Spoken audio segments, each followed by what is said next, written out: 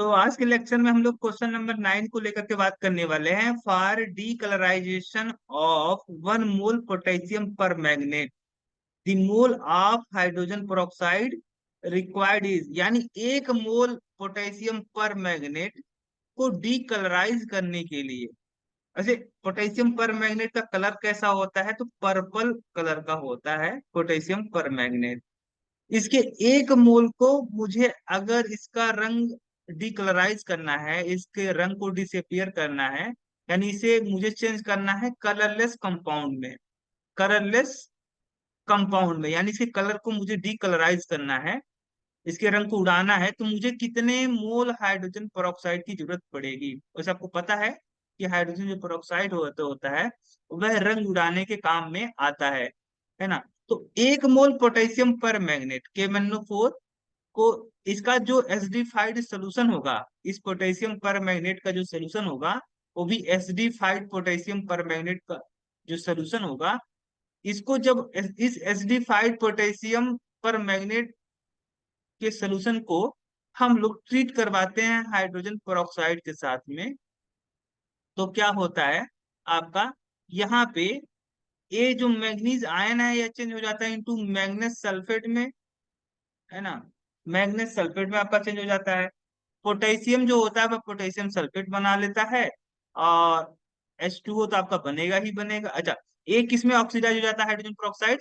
तो hydrogen peroxide आपका acidified potassium permanganate के साथ जब ट्रीट करता है, होता है मतलब ट्रीट करवाया जाता है, तो ये हाइड्रोजन पेरोक्साइड आपका चेंज हो जाता है, ऑक्सीडाइज हो जाता है इनटू ऑक्सीजन गैस में। और साथ ही साथ आपका क्या बनने वाला है, क्योंकि हाइड्रोजन है तो हाइड्रोजन को बैलेंस करने के लिए H2O की जरूरत तो पड़ेगी पहले। अब इसको बैलेंस आप कर सकते हो, तो इसको यहाँ पे अगर 2 कर दोगे, है ना, तो 2 पर मैग्नेट, पोटेशियम पर मैग्नेट। अब इसको बैलेंस करो, इधर 2 पोटेशियम है, इधर भी 2 पोटेशियम है, इधर एक मैग्नीज है। अब 2 मैग्नीज करना है मुझे, तो मैं यहाँ पे 2 कर देता हूँ। अगर यहाँ पे मैं 2 कर दिया तो 2 मैग्नीज 2 पोटेशियम, है ना। इधर 2 पोटेशियम, इधर 2 पोटेशियम, इधर 2 मैग्नीज, इधर 2 मैग्नीज, और इधर भी कितने मैग्नीज? 2 मैग्नीज। अब हाइड्रोजन और ऑक्सीजन की बारी आ रही है, तो कितने सल्फेट है आपके? यहाँ पे 2 सल्फेट है, यहाँ पे तो मुझे 2 करना पड़ेगा। अब यहाँ पे जैसे मैंने 2 किया, नहीं, इधर कितने ऑक्सीजन, कितने सल्फेट है? एक इधर और एक इधर, 3 है ना, तो 3 मुझे यहाँ पे करना पड़ेगा, 3। अब 6 हाइड्रोजन है, इधर मुझे कितने हाइड्रोजन करने पड़ेंगे? 3 करने पड़ेंगे। अच्छा, ऑक्सीजन फिर डिस्टर्ब हो जाएगा, तो मैं क्या करता हूँ कि यहाँ पे 3 तो मैं नहीं लगा सकता, है ना, इसको कुछ करना पड़ेगा। यहाँ पे आप बैलेंस कर सकते हो, कैसे करोगे आप? अच्छा, ऑक्सीजन काउंट करो, टोटल ऑक्सीजन कितने हैं? टोटल ऑक्सीजन, आ,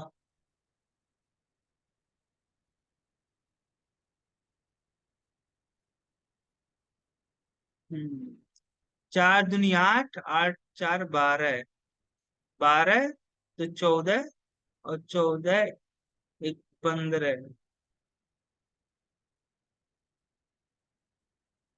H2 15।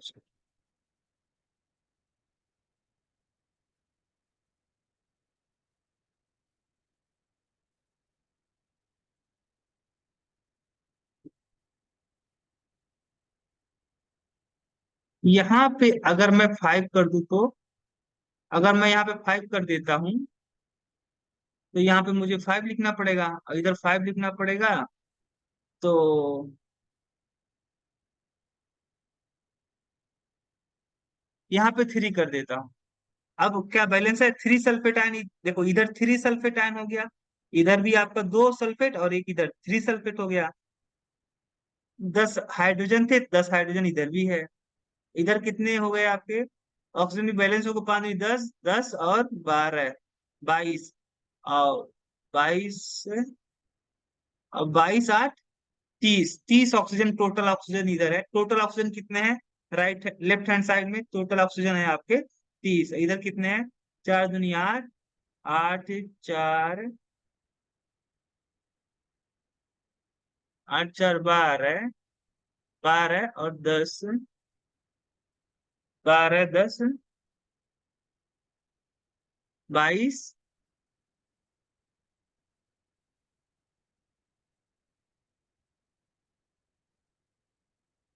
अच्छा, 5 10 10 18 हो गए ना।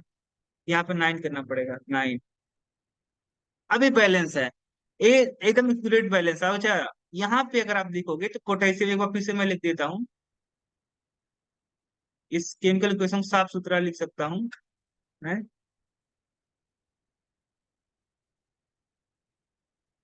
यहाँ पे ये जो पोटेशियम परमैंगनेट है KMnO4, इसका जो एसिडिक सोल्यूशन होगा, SD5 पोटेशियम परमैंगनेट, इसको जब आप हाइड्रोजन पेरोक्साइड के साथ ट्रीट करवाओगे तो ये आपका यहाँ पे बनेगा potassium sulphate, manganese sulphate, H2O, और ऑक्सीजन गैस आपका लिबरेट होगा। यहाँ पे 2 कर दो, है ना, यहाँ पे 2 कर दो, यहाँ पे 3 कर दो, और यहाँ पे 5 कर दो। यहाँ पे आपका रहेगा 2, और यहाँ पे रहेगा 8, और यहाँ पे 5। यही बैलेंस है आपका। अब हम देख सकते हैं कि 2 मोल पोटेशियम पर मैग्नेट को देखो, एक चेंज किसमें हो रहा है, जो पोटेशियम पर मैग्नेट है यह चेंज हो रहा है इनटू मैग्नीज सल्फेट। यहाँ पे जो मैग्नीज है वह +2 ऑक्सीडेशन स्टेट में है, और यहाँ पे मैग्नीज आयन का इलेक्ट्रॉनिक कॉन्फ़िगरेशन देखोगे तो Ag3D5, Ag3D5। यानी यहाँ पे आपको पता है जब आपका कॉन्फ़िगरेशन D0 D5 या D10 होता है, तो ऐसे केस में आपका जो आयन होता है वह कैसा होता है, कलरलेस होता है। क्या होता है, कलरलेस, कलरलेस होता है। इसका मतलब हुआ कि ये जो मैग्नीज सल्फेट है ये कलरलेस होगा, और ये आपका पर्पल कलर का होता है। इसका मतलब हुआ कि जो पोटेशियम परमैंगनेट था वह एक कलरलेस कंपाउंड में चेंज हो चुका है जब यह हाइड्रोजन पेरोक्साइड के साथ में ट्रीट करवाया गया। तो 2 मोल पोटेशियम परमैंगनेट आपका डीकलराइज हो रहा है बाई 5 मोल हाइड्रोजन पेरोक्साइड के साथ में।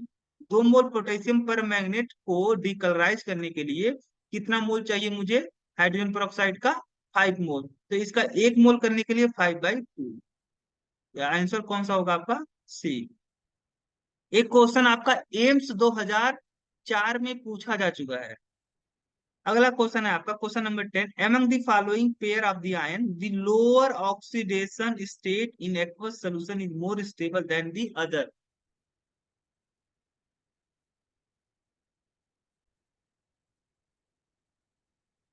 तो क्वेश्चन नंबर आपका 10 है, among the following pair of the ion.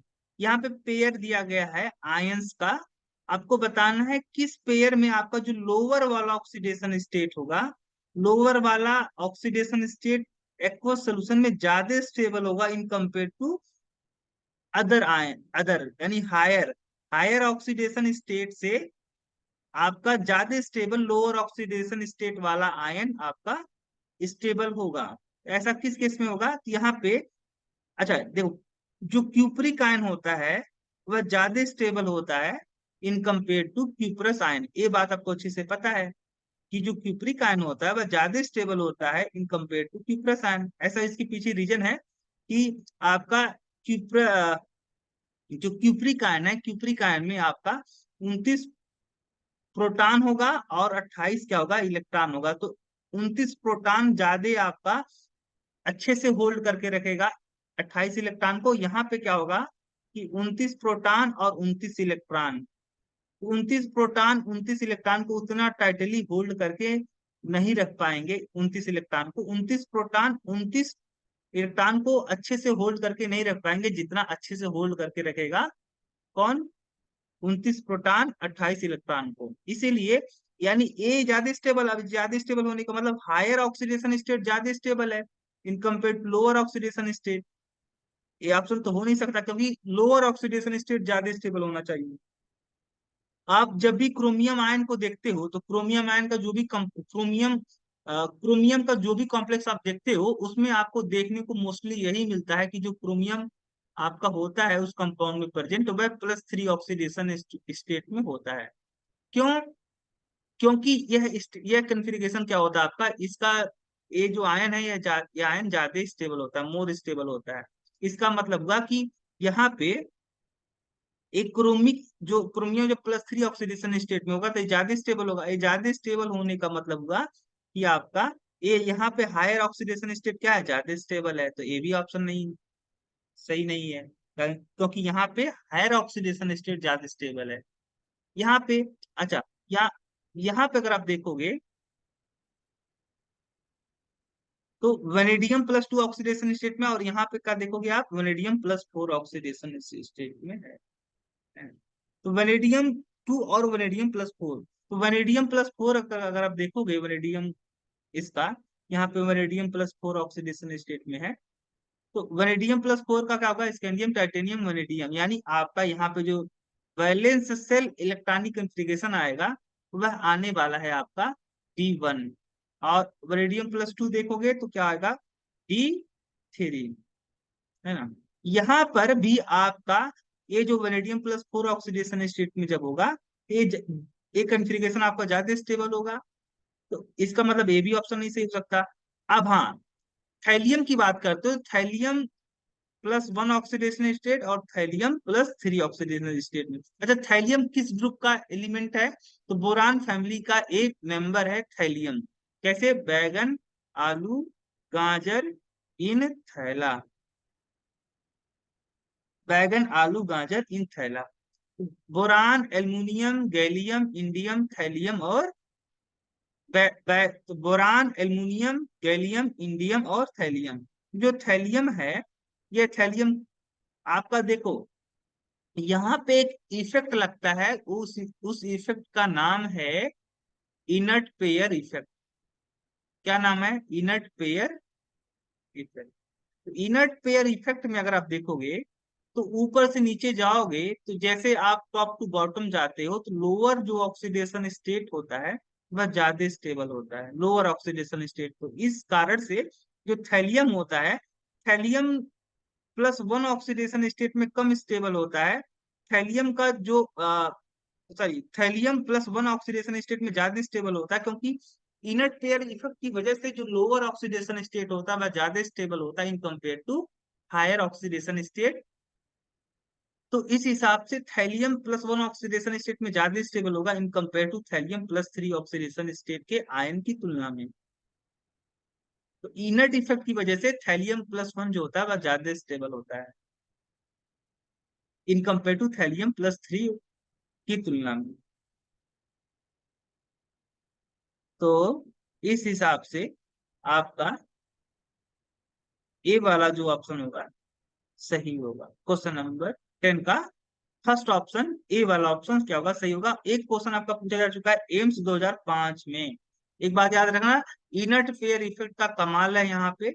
Inert pair effect की वजह से थैलियम +1 ऑक्सीडेशन स्टेट में ज्यादा स्टेबल होगा इन कंपेयर टू थैलियम +3।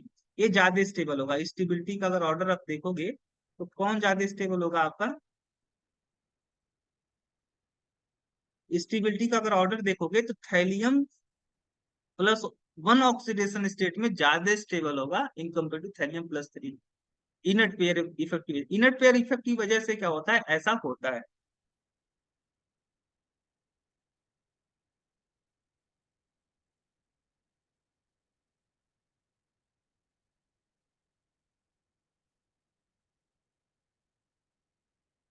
अच्छा, क्वेश्चन नंबर 11 अगर आप देखोगे तो the value of spin only magnetic movement of the of the following configuration is 2.84 Bohr magnetron, the correct one is. एक क्वेश्चन आपका AI ट्रिपल ई 2005 में पूछा जा चुका है। यहाँ पे कह रहा है कि कोई आयन है ना, the value of spin magnetic movement. Spin magnetic movement को हम लोग रिप्रेजेंट करते हैं म्यू से, और म्यू इक्वल टू होता है √n+2। इसका जो मैग्नेटिक मूवमेंट है 1 मोल कॉन्फ़िगरेशन का, 1 मोल आयन का जो मैग्नेटिक मूवमेंट आ रहा है वह कितना आ रहा है, 2.84 बोहर मैग्नेट्रॉन, यानी म्यू इक्वल टू दिया गया है 2.84 बोहर मैग्नेट्रॉन। और इसका फार्मूला आप रखो यहाँ पे, तो n+2, है ना। अच्छा, n की वैल्यू अगर आप रख देते हो कितना, एक, एक रखोगे तो 1 × 1+2, यानी अंडर रूट कितना आने वाला 3, और अंडर रूट 3 की वैल्यू इतना नहीं होता है। अगर दो रखोगे तो यहाँ पे दो, यहाँ पे दो, तो यहाँ पे अंडर रूट कितना आएगा, 2 × 4 = 8, अंडर रूट 8, और अंडर रूट 8 की जो वैल्यू होती है वह 2.84 के 84 होगा। अब इसका मतलब हुआ कि यहाँ पे अनपेड इलेक्ट्रॉन की संख्या कितनी है भाई? अनपेड इलेक्ट्रॉन की संख्या 2 है। तो देखो किस कॉन्फ़िगरेशन में आपका 2 अनपेड इलेक्ट्रॉन का सिचुएशन बन रहा है। तो डी फोर कॉन्फ़िगरेशन इन स्ट्रॉन्ग फील्ड लिगेंड। तो आप जानते हो कि जो डी सबसेल होता है, यह लिगेंड के मैग्नेटिक फील्ड में जब ये स्प्लिट करता है तो T2G और EG में स्प्लिट करता है। तो यहाँ पे आप इस तरीके से, ये है आपका T2G, डी जो ऑल 5 डी जनरेट ऑर्बिटल होते हैं किसी ट्रांजिशन एलिमेंट के, all 5 degenerate orbital of D subshell जो होते हैं वह स्प्लिट कर जाता है in the presence of magnetic field. Ligand के मैग्नेटिक फील्ड में यह स्प्लिट कर जाता है। तो D4 स्ट्रॉन्ग फील्ड लिगेंड यानी आपका हुआ यहाँ पे 1 2 3। अब ये जो इलेक्ट्रॉन होगा वह इजी में नहीं जाएगा, क्योंकि लिगेंड कैसा है आपका? Strong field ligand. Strong field ligand की वजह से आपका यहाँ पे पेयरिंग होगा। पेयरिंग जब होगा तो यहाँ पे इलेक्ट्रॉन इजी में ना जाकर के T2G में ही जाएगा। तो यहाँ पे कितने अनपेड इलेक्ट्रॉन बन रहे हैं? 2। इसका मतलब आपका ऑप्शन सही कौन सा होगा? ए वाला।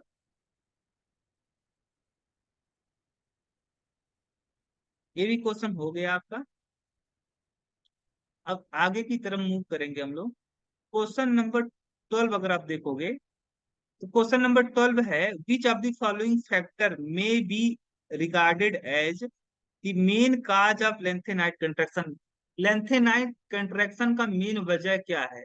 पहला है poor shielding of one of poor shielding of one of the 4f electron by the another in this subshell. दूसरा effective shielding of the effective shielding, अरे यार इफेक्टिव सील्डिंग कहां से आ गया? जो एफ सबसेल होता है, ए एफ सबसेल, इसमें कितने लोब होते हैं? इसमें लोब की जो संख्या होती है वह होती है 6, है ना। अब एक ऑर्बिटल में कितने आपके मैक्सिमम इलेक्ट्रॉन आ सकते हैं? 2। एक ऑर्बिटल में आपके कितने इलेक्ट्रॉन आते हैं? तो एक ऑर्बिटल में मैक्सिमम नंबर ऑफ इलेक्ट्रॉन जो एकोमोडेट हो सकते हैं, इकट्ठा हो सकते हैं, वो 2 है। तो 2 इलेक्ट्रॉन आपका 6 लोब में क्या होगा? डिस्ट्रीब्यूट हो गया है। तो electron density per unit volume क्या होगा? Electron density electron density per unit volume electron density per unit volume क्या होगा? बहुत कम होता है, लो होता है, क्योंकि आपका 2 ही इलेक्ट्रॉन 6 लोब में डिस्ट्रीब्यूट हो गया है। यहाँ पे इलेक्ट्रॉन का जो डेंसिटी होगा लोब में वो बहुत कम होगा। अब electron density per unit volume कम होने की वजह से इसका जो सील्डिंग इफेक्ट होता है वह बहुत ही क्या होता है? पुअर होता है। सील्डिंग इफेक्ट क्या होता है इसका? बहुत पुअर होता है। तो यहाँ पे तो कह रहा है कि एफ जो सबसेल है वह कैसा इफेक्ट लगाता है? Poor shielding effect. ये अच्छे से पुश नहीं कर पाता वैलेंस इलेक्ट्रॉन को, बहुत पुअर सील्डिंग इफेक्ट लगाता है वैलेंस शेल के इलेक्ट्रॉन के ऊपर। यहाँ पे कह रहा है इफेक्टिव सील्डिंग, ये तो बिल्कुल गलत है यार। फिर poor shielding of the 5d electron, नहीं भाई, सील्डिंग जो आपका लेंथेनाइट कंट्रैक्शन होता है, लेंथेनाइट कंट्रैक्शन में पुअर सील्डिंग इफेक्ट ऑफ किसका आता है? F subshell. एफ सबसेल के इलेक्ट्रॉन के द्वारा पुअर सील्डिंग इफेक्ट लगाया जाता है लेंथेनाइट कंट्रैक्शन में, न कि 5d इलेक्ट्रॉन के द्वारा। Poor shielding effect of 5d electron, poor shielding of the 5d electron by the 4f electron. 4f के इलेक्ट्रॉन द्वारा 5d के इलेक्ट्रॉन पे पुअर सील्डिंग इफेक्ट लगाया जाता है। फिर अगला पर ग्रेटर ग्रेटर वाला बिल्कुल एकदम गलत है। अच्छा, यहाँ पे poor shielding of the one of the 4f electron, जो 4f का इलेक्ट्रॉन है वह पुअर सील्डिंग इफेक्ट लगाता है दूसरे सबसेल के ऊपर, यानी यही ऑप्शन क्या होगा आपका? सही होगा। क्वेश्चन नंबर 12 का पहला। अच्छा, यहाँ पे ऑप्शन ए और ऑप्शन सी में क्या अंतर है? यहाँ पे तो इफेक्टिव सील्डिंग तो बिल्कुल गलत हो गया था, ग्रेटर सील्डिंग ये भी गलत हो गया था। आपका अगर सही निकलने का चांस था तो ए और सी का। तो सी वाले में क्या? Poor shielding of 5d electron, यानी 5d के इलेक्ट्रॉन पर 4f का जो इलेक्ट्रॉन है वह पुअर सील्डिंग इफेक्ट लगाता है। 4f के इलेक्ट्रॉन द्वारा।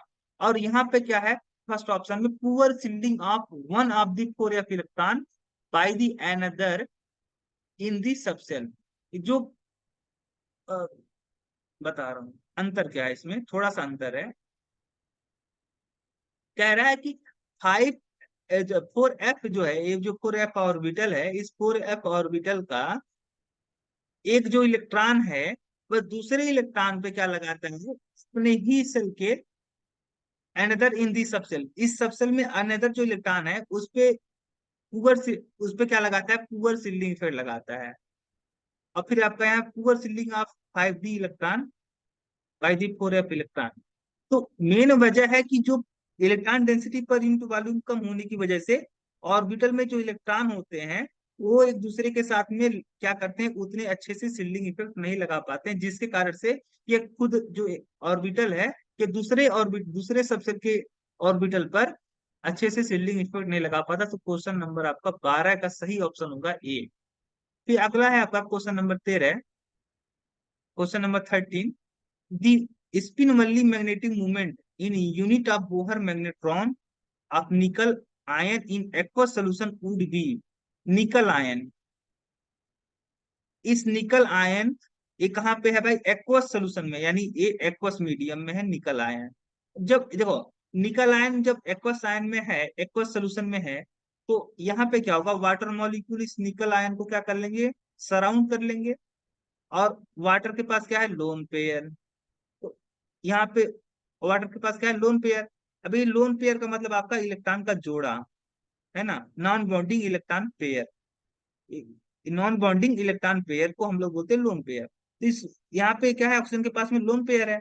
अब इलेक्ट्रॉन जो होता है वह मूवमेंट में है, जो मूवमेंट में है तो यह क्या करेगा, एक मैग्नेटिक फील्ड जनरेट करेगा। अब मैग्नेटिक फील्ड जब जनरेट करेगा तो ये जो निकल आयन का डी ऑर्बिटल होगा, इस डी ऑर्बिटल में जो इलेक्ट्रॉन प्रेजेंट होंगे, इसके इलेक्ट्रॉन डी में निकल आयन के डी सबसेल में जो इलेक्ट्रॉन प्रेजेंट है उनका, और इस लिगेंड के इलेक्ट्रॉन के बीच में क्या होगा, रिपल्सन होगा, जिसकी वजह से ये जो आपके निकल आयन जो था, निकल आयन का कॉन्फ़िगरेशन आप कर लो एक बार, निकल +2, तो आर्गन 3d8 4s0, है ना। यहाँ पे जो डी सबसेल है, डी सबसेल में कितने ऑर्बिटल होते हैं, 5 ऑर्बिटल होते हैं। और सारे 5 ऑर्बिटल की एनर्जी क्या होती है, डी ऑर्बिटल की एनर्जी क्या होती है, सेम होती है आइसोलेटेड स्टेट में। आइसोलेटेड स्टेट में, ग्राउंड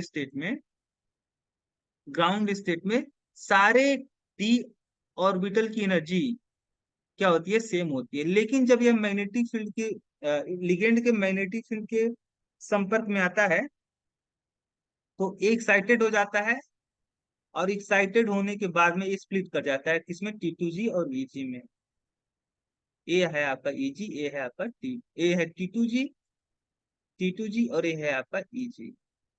अच्छा, निकल +2 D8। अब D8 का कंफिगरेशन करो। अच्छा, जब आपका निकल आयन कैसा हो, 3D सीरीज का हो, आयन आपका 3D सीरीज का हो, और आयन पे कितना ऑक्सीडेशन स्टेट हो, +2, तो यहाँ पे वाटर क्या होगा आपका, वीक फील्ड लिगेंड की तरह काम करेगा। वाटर कैसा काम करेगा, weak field ligand, weak field ligand.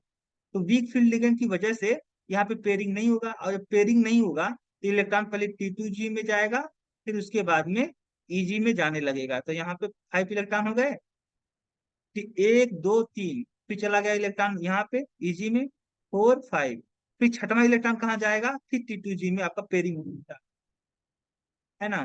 फिर यहाँ पे इलेक्ट्रॉन जाने लगेगा T2G में, तो ए यहाँ पे छठवां, ये सातवां, ये आठवां, है ना। तो यहाँ पे कितने इलेक्ट्रॉन बचे आपके, कितने इलेक्ट्रॉन आपको दिख रहे हैं, अनपेड इलेक्ट्रॉन 2। तो 2 अनपेड इलेक्ट्रॉन आपको दिख रहे हैं यहाँ पे। तो 2 अनपेड इलेक्ट्रॉन की वजह से आपका जो मैग्नेटिक मूवमेंट निकल के आएगा N+2, n = 2, यहाँ पे 2 + 2, 4 × 8, √8, √8 की वैल्यू 2.84 होता है।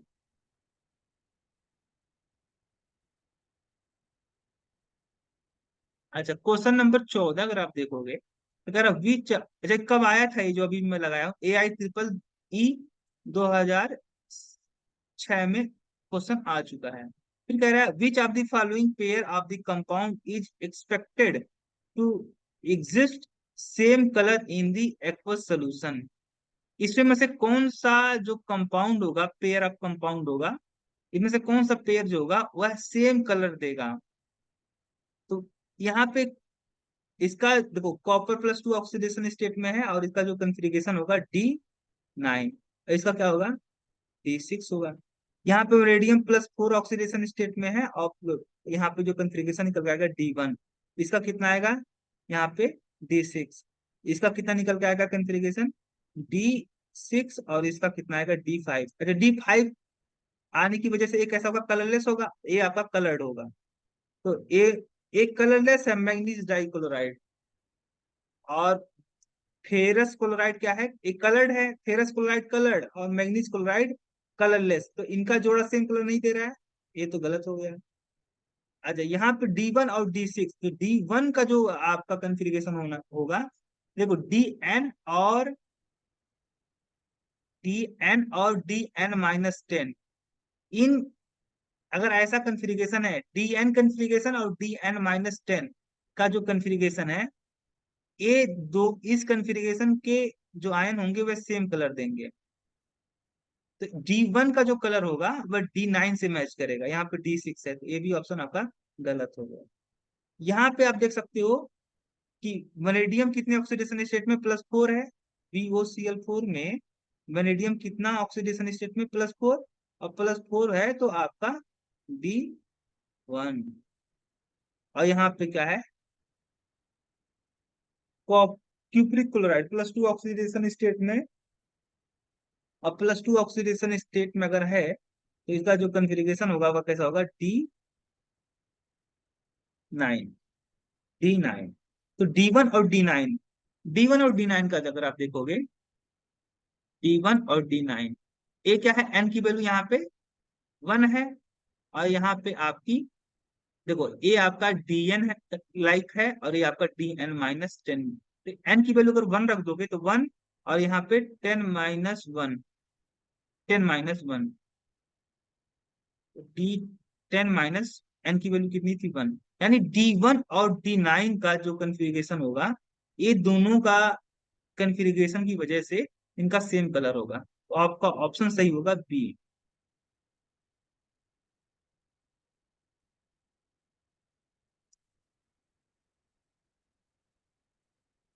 बाकी ए वाला भी नहीं होगा क्योंकि D6 है, D9 है। एक क्वेश्चन पूछा गया था आपका IIT 2005 में,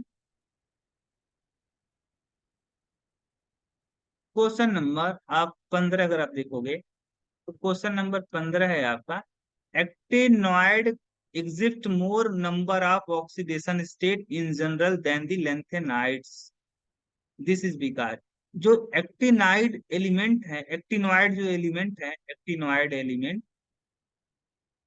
इनका ऑक्सीडेशन स्टेट क्या होता है आपका, ये हाई ऑक्सीडेशन स्टेट शो करते हैं in compare to lanthanoid element के कंपेयर। एक्टिनॉइड जो एलिमेंट है इनका जो कंपाउंड आपको देखने को मिलेगा वो हाई ऑक्सीडेशन स्टेट में देखने को मिलता है। इनकी हाई ऑक्सीडेशन स्टेट शो करने की जो प्रॉपर्टी होती है एक्टिनॉइड एलिमेंट की, वह ज्यादा होती है in compare to lanthanoid element की तुलना में। ऐसा क्यों, क्योंकि आप देख सकते हो कि जो एक्टिनॉइड एलिमेंट के केस में आपका इलेक्ट्रॉन कहाँ पे जाएगा, लास्ट इलेक्ट्रॉन 5f ऑर्बिटल में जाएगा, और इसका जो लेंथेनॉइड एलिमेंट के केस में आपका इलेक्ट्रॉन कहाँ पे जाएगा, 4f, 4f आपका 4f सबसेल में जाएगा। एक्टिनॉइड के केस में 5f सबसेल में लास्ट इलेक्ट्रॉन जाता है, और एक्टिनॉइड के केस में आपका 4f सबसेल में जाता है इलेक्ट्रॉन। ऑप्शन आप पढ़िए, दी 5f orbital exist more extend more from the nucleus than the 4f electron, यानी जो 5f ऑर्बिटल है यह न्यूक्लियस से ज्यादा दूर है किसी कंपेयर में 4f ऑर्बिटल की तुलना में। ये बात सही है, जो 5f और सबसेल होगा या 5f जो ऑर्बिटल होगा वह न्यूक्लियस से दूर होगा, है ना, क्योंकि ये फिफ्थ सेल का फिफ्थ सेल का सबसेल है और ये आपका फोर्थ सेल का सबसेल है। तो 5 जो फिफ्थ सेल होता है वह न्यूक्लियस से ज्यादा दूर होगा इन कंपेयर टू 4 चौथे सेल से। तो ये बात सही है कि 5f जो सबसेल होता है वह ज्यादा दूर होता है in compare to 4f subshell की तुलना में।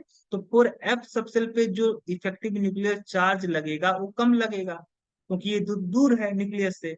इफेक्टिव न्यूक्लियर चार्ज क्या होगा यहाँ पे, कम लगेगा। इफेक्टिव न्यूक्लियर चार्ज अगर कम लगेगा तो इस 5f सबसेल का जो इलेक्ट्रॉन होगा वह इजिली क्या हो सकता है आपका, रिमूव किया जा सकता है। क्या किया जा सकता है, इजिली रिमूव किया जा सकता है, इजिली रिमूव किया जा सकता है। कौन, 5f सबसेल का इलेक्ट्रॉन। तो अब जब इजिली रिमूव किया जा सकता है तो इसके इलेक्ट्रॉन को हम इजिली क्या कर दे, ये अपना इलेक्ट्रॉन इजिली रिमूव कर सकता है। इजिली रिमूव करेगा तो हाई ऑक्सीडेशन स्टेट शो करेगा, है ना। यही आपका आपका ऑप्शन सही होगा। यहाँ पे कह रहा 5f orbital are more buried than the 4f orbital, यानी 5f ऑर्बिटल जो है वह ज्यादा अंदर होता है in compare to 4f orbital. नहीं भाई, 5f ऑर्बिटल तो आपका दूर होता है न्यूक्लियस से इन कंपेयर टू 4f। तो आपका